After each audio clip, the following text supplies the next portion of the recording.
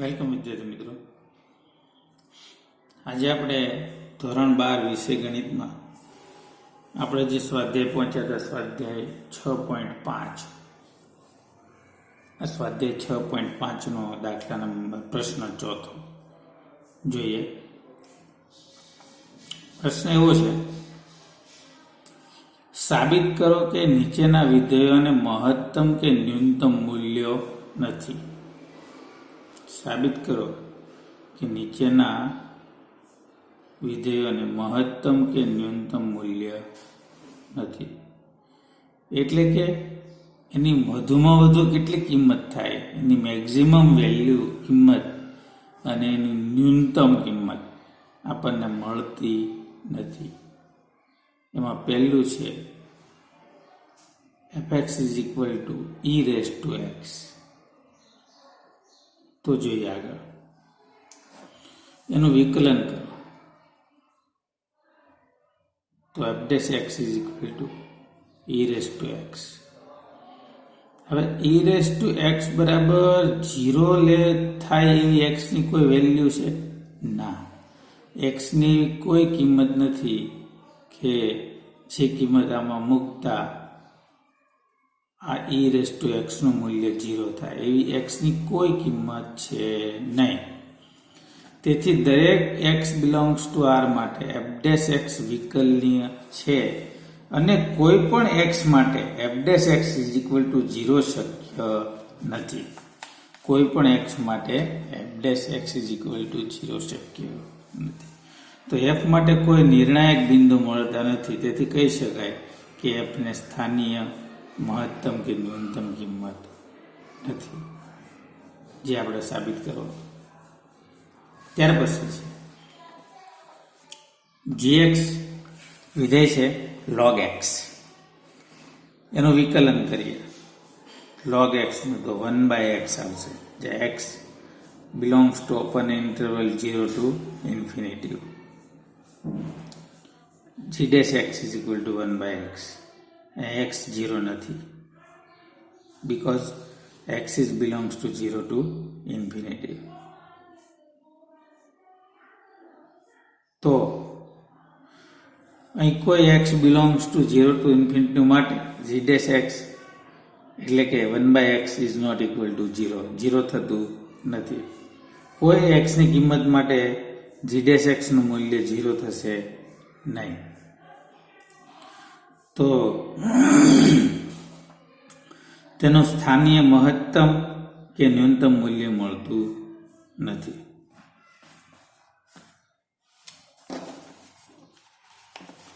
સ્થાનીય મહત્તમ કે ન્યૂનતમ મૂલ્ય મળતું નથી.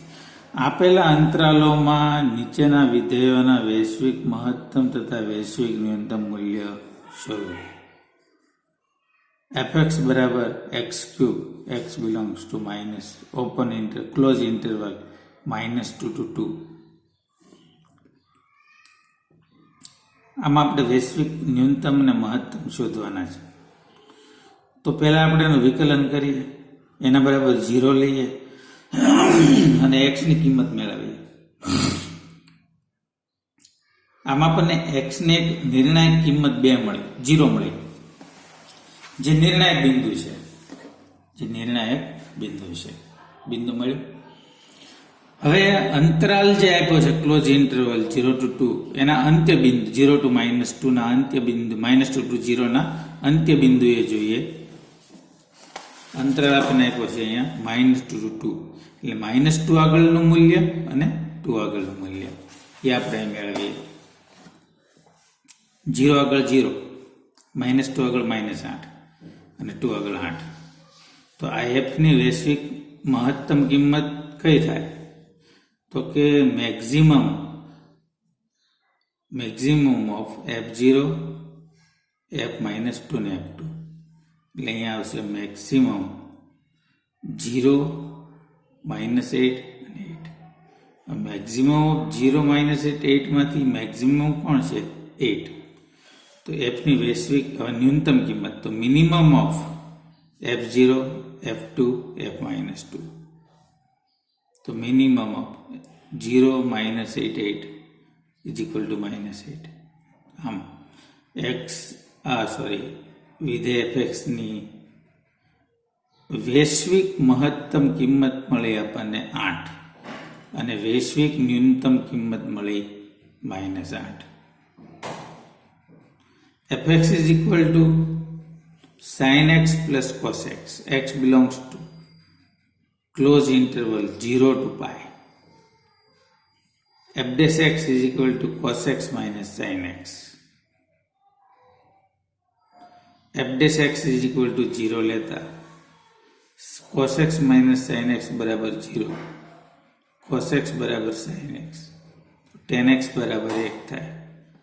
tan x 1 હોય તો x π/4 મળે, તો આ નિર્ણાયક બિંદુ મળ્યું. તો આપણે એનું મૂલ્ય મેળવી લઈએ. f of π/4 is equal to cos π/4 plus sin π/4. 1/√2 plus 1/√2 is equal to આપણને √2 મળે. આ એનું મૂલ્ય. હવે અંતરાલના અંત્ય બિંદુએ 0 અને π આગળના મૂલ્યો મેળવીએ.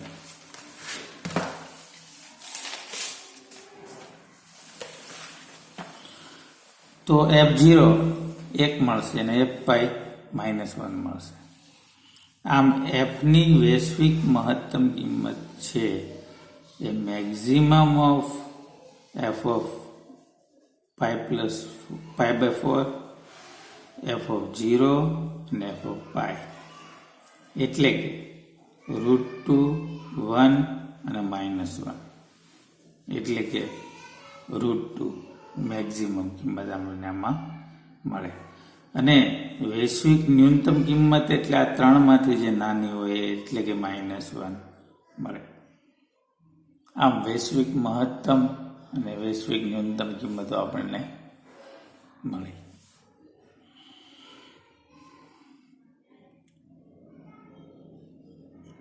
ચોથો દાખલો છે, એની રકમ છે fx is equal to x minus 1 whole square plus 3, x belongs to closed interval -3 to 1. તો આપણે પહેલા f dash x મેળવી લઈએ. f dash x થશે 2 into x minus 1. f dash x બરાબર 0 લઈએ તો x બરાબર 1 મળે, પણ x બરાબર 1 જે છે એ ઓપન ઇન્ટરવલ -3 to 1 માં હોવું જોઈએ. x અહીંયા ક્લોઝ હોય તો અહીંયા ઓપન લેવાનું. x બરાબર 1 છે એ ઓપન ઇન્ટરવલ -3 થી 1 માં નથી, તેથી f dash x બરાબર 0 શક્ય નથી, એટલે f ને કોઈ નિર્ણાયક બિંદુ મળે નહીં.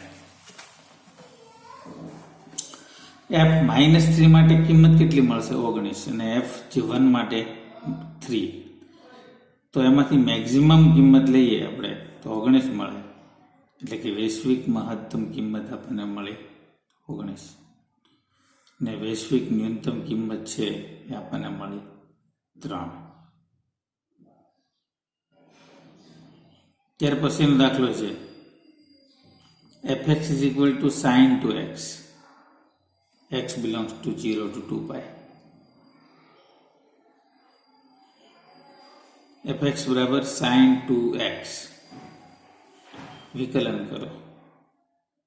sin 2x નો cos 2x, 2x નો 2 times cos 2x.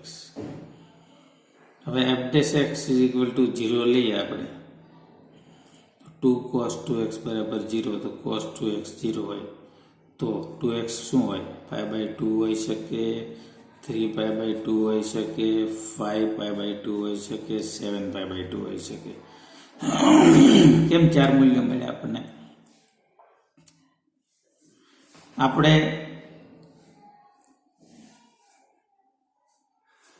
0 થી 2π સુધીમાં જવાનું છે.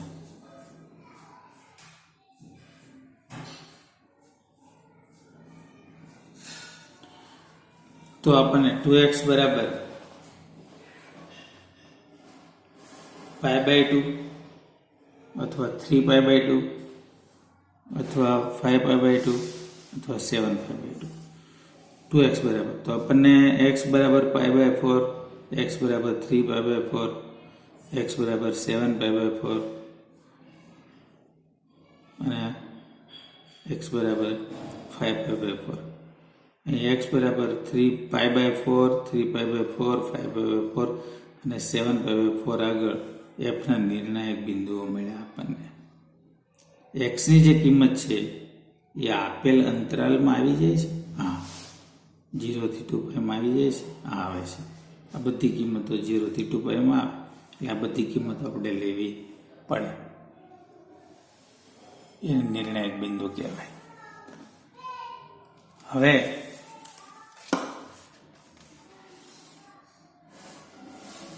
એ બિંદુ આગળ આપણે અલગ અલગ કિંમતો જે આવતી હોય મેળવીએ. તો f π/4 આગળ જે કિંમત મળશે sin π/2 થશે. 2x છે ને અહીંયા, એટલે અહીંયા 2 ગુણાય તો π/4 નું જગ્યાએ π/2 થઈ જાય એટલે 1.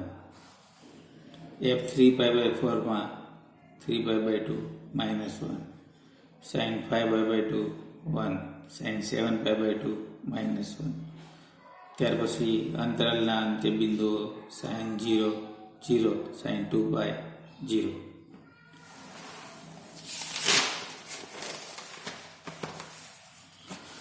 તો fની વૈશ્વિક મહત્તમ કિંમત મળે આપણને મેક્સિમમ ઓફ 1, -1 અને 0. મેક્સિમમ કિંમત મળે. મેક્સિમમ જે છે વૈશ્વિક મહત્તમ છે એ મળશે +1. આ ત્રણમાંથી જે સૌથી મોટી કિંમત એક વૈશ્વિક મહત્તમ મળે. અને વૈશ્વિક ન્યૂનતમ મેળવવી હોય તો એ મળે -1. વૈશ્વિક મહત્તમ જેમ આપણને +1 મળે, ત્રણમાંથી મોટી કઈ તો 1 +1. વૈશ્વિક ન્યૂનતમ કઈ, ત્રણમાંથી નાની કઈ -1, તો -1 ન્યૂનતમ, +1 મહત્તમ. 11મો દાખલો છે. જો વિધેય fx બરાબર, જે અલગ પડતા હોય એ બધા આપણે જોઈ લઈએ. x⁴ - 62x² વત્તા ax + 9x belongs to, તમને આપ્યું છે 0 to 2. 0 to 2. x બરાબર 1 આગળ મહત્તમ કિંમત ધારણ કરે છે તેમ આપેલ હોય તો એની કિંમત શોધો. તો આપણે જોઈએ f એ x બરાબર 1 આગળ વૈશ્વિક મહત્તમ છે તો f'1 કેટલું થવું જોઈએ? 0 થવું જોઈએ. તો fx બરાબર છે જે આપ્યું છે એના પરથી આપણે f'x મેળવીએ એટલે એનું વિકલન કરીએ. તો 4x³ - 124x + a. f'1 તો 0 છે તો અહીંયા xની જગ્યાએ 1 મૂકો અને એની કિંમત તમને મળશે 120, જે માંગેલ કિંમત છે. એને કરતા બનાવ્યો આ 0, એને કરતા બનાવ્યો એ બરાબર 120 મળ્યા, જે આપણો જવાબ છે. ત્યાર પછી જોઈએ, જેમનો સરવાળો 24 હોય અને જેમનો ગુણાકાર, 13મો દાખલો છે, અને જેનો ગુણાકાર મહત્તમ હોય એવી બે ધન સંખ્યાઓ શોધો. જેમનો સરવાળો 24 થતો હોય અને એનો ગુણાકાર એનો બંને સંખ્યાનો મહત્તમ એનું મૂલ્ય કેટલું જે થતું હોય એવું મૂલ્ય મળે, એનું મહત્તમ મૂલ્ય મળે ગુણાકાર. એવી બે સંખ્યાઓ કઈ હોઈ શકે કે જેનો સરવાળો કેટલો થવો જોઈએ? 24 અને એનો ગુણાકાર મહત્તમ થવો જોઈએ. તો આ ધારો કે માંગેલ સંખ્યાઓ x અને બીજી છે 24 - x. x અને 24 - x. fx બરાબર x × 24 - x. fx બરાબર 24x - x². વિકલન કરીએ તો 24 - 2x મળે. એના બરાબર 0 મૂકીએ નિર્ણાયક બિંદુ મેળવવા માટે. f'x બરાબર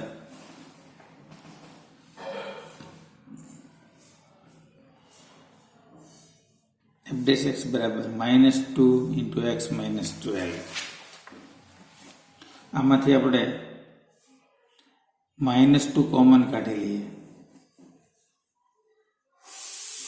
તો આ એક્સ -12 થઈ જશે. આમ અને આનું પાછું વિકલન કરીએ એફ ડબલ ડેશ એક્સ તો -2 મળ્યું. હવે એફ ડબલ ડેશ એક્સ જે છે એ 0 કરતાં નાનું મળ્યું એટલે આ જે એક્સ બરાબર -2 આગળની જે કિંમત છે નિર્ણાયક બિંદુ આગળની જે એટલે એક્સ બરાબર 12 આગળ છે એફ એ સ્થાનીય મહત્તમ બને. એફ ડબલ ડેશ એક્સ 0 કરતાં ઓછું મળે. આપણે દ્વિતીય વિકલિત કસોટીની વાત કરતા હતા. દ્વિતીય વિકલિત કસોટી લીધી તો એફ ડબલ ડેશ એક્સ છે આપણને હંમેશા ઓલવેઝ 0 કરતાં નાનું મળશે. જો -2 છે એક્સની કોઈ પણ કિંમત માટે -2 છે એ 0થી નાના છે. તો એક્સ બરાબર 12 આગળ એફની સ્થાનીય મહત્તમ કિંમત જે છે એ મહત્તમ છે. વળી એફને 0, 24માં એક જ નિર્ણાયક બિંદુ છે એક્સ બરાબર 12 માટે એફ વૈશ્વિક મહત્તમ છે. તેથી 24ના માંગેલ 2 ભાગ 12 અને 12 છે. 24ના 2 ભાગ કયા મળ્યા આપણને 12 અને 12. કેવી રીતે? તો એફ ડબલ ડેશ એક્સ -2 થયો એટલે એફ ડેશ એક્સ 0 થાય એવા બિંદુઓ મહત્તમ હોય. તો એફ ડેશ એક્સ 0 મૂકીએ અહીંયા જુઓ એફ ડેશ એક્સ 0 ક્યારે થાય જ્યારે એક્સ 12 હોય ત્યારે. જો જેમ કે અહીંયા જુઓ F dash x is equal two 0. તો એફ ડેશ એક્સ કોણ છે -2 એક્સ -12 ઇઝ ઇક્વલ ટુ 0. -2 ને છેદમાં લઈ જાઓ તો એક્સ -12 ઇઝ ઇક્વલ ટુ 0. તો એક્સ બરાબર 12 આ મળી કિંમત. અને એક્સ બરાબર 12 આગળ કિંમત મહત્તમ મળશે એ કેમ ખબર પડી?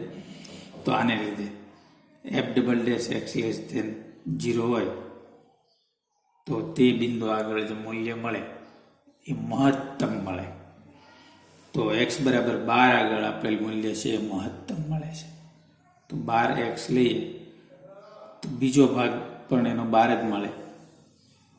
24 - 12 કરો તો 12 એટલે કે 12 ગુણ્યા 12 144 છે એની મહત્તમ કિંમત બને એવું અહીં આપણે સાબિત કર્યું. તો આજે અહીં સુધી આપણે રાખીએ. નેક્સ્ટ લેક્ચરમાં આપણે આગળની ચર્ચા કરીશું. Thank you.